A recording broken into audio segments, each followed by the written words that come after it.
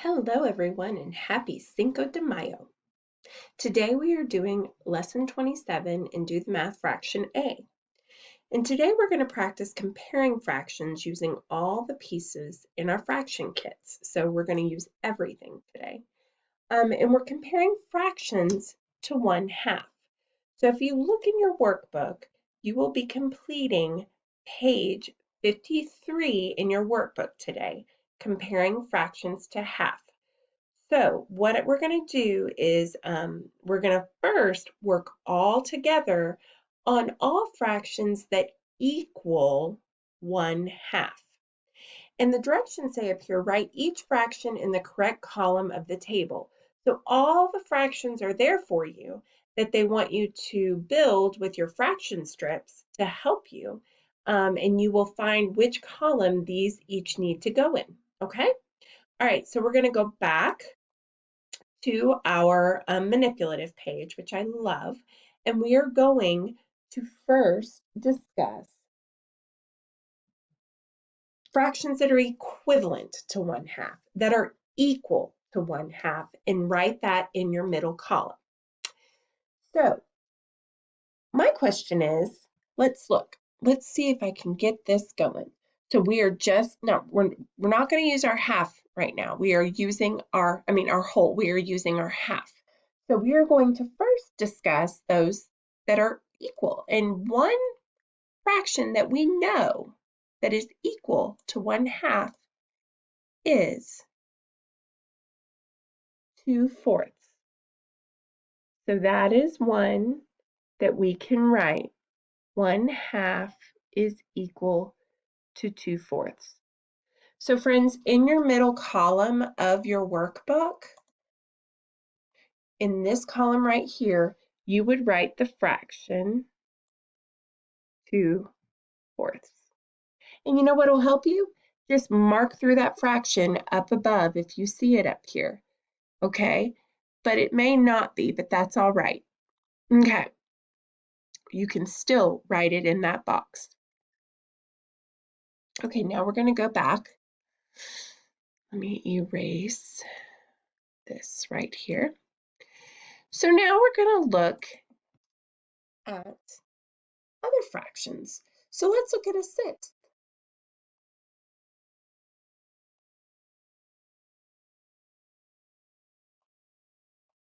How many 6ths equal 1/2?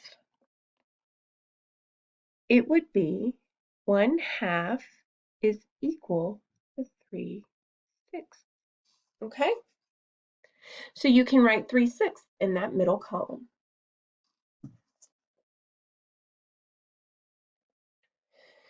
All right, we are doing all of the ones that are equal. The next one we're looking at is 8ths. We know that 2/8 fit into a 4th. So how many 8ths will fit into a half?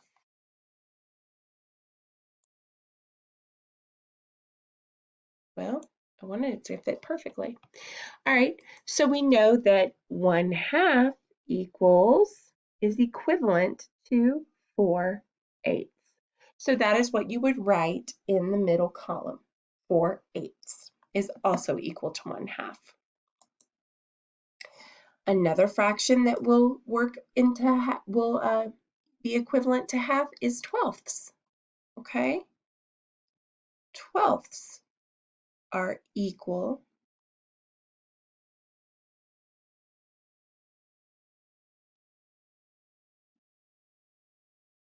to 1/2. And how many 12ths? 1, 2, 3, 4, 5, 6. So I'm going to come over here and put that 1/2 equals 6/12. All right, and then the last one we're going to look at that is equal to 1/2 is 1/16. So 1/16 would definitely work. And if you think about this, you remember that 4/16 equal a 4th. So how many 16ths equal a half? Well, if you doubled that, it would be, whoop, that is not where it needed to go. All right, if you doubled that, that would equal 8/16. So 1/2 also equals 8/16. Okay? So all of these fractions, this fraction and all the ones that I'm circling needs to go in the middle column of your workbook, page 53. It's where all those fractions equal a half. So what is up at the top are fractions that are either less than or greater than. And just to give you a review of what, I hope you all have this written down because I'm about to clear it out so we can discuss what less than and greater than is. All right, so this right here is the less than. All right, this is the greater than. Okay, so we're always going to have the half on the left side. So when we're looking at less than, the half is less than, we are looking for fractions that are smaller than 1/2. And over here, 1/2 is greater than, we are looking for fractions that are bigger than 1/2. Okay? All right, so I'm going to reset these fraction strips. And let's start. We're going to work together through a few of these. Okay? Not all of them, but a few, because I do want you to do this on your own. I feel that you can. So let's first compare 1/2 is the one we're working with today to 1/8. Is 1/8 less than or greater than 1/2? You should pick less than. So it would go to where the arrow is pointing to the half.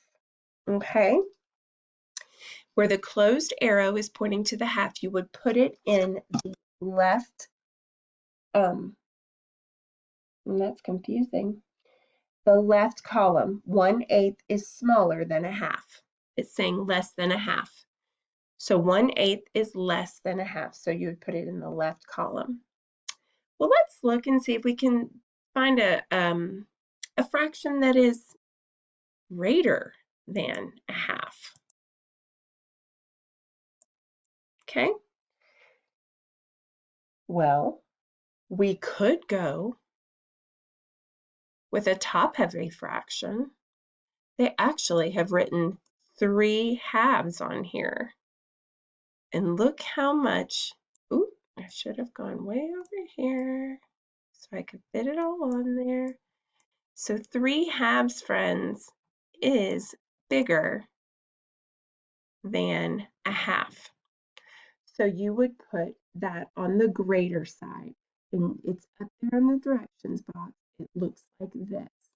You would write 3/2 and it goes greater than. So it would go on the right column. Okay, let's look at 7/8. 7/8.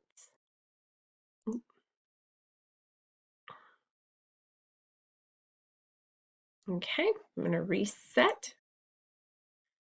So let me pull my 1/2 up. This is going to be our last one to do together. 7/8.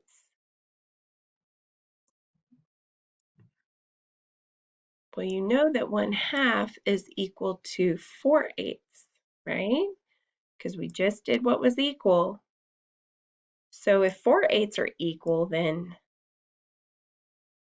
7/8 would be greater.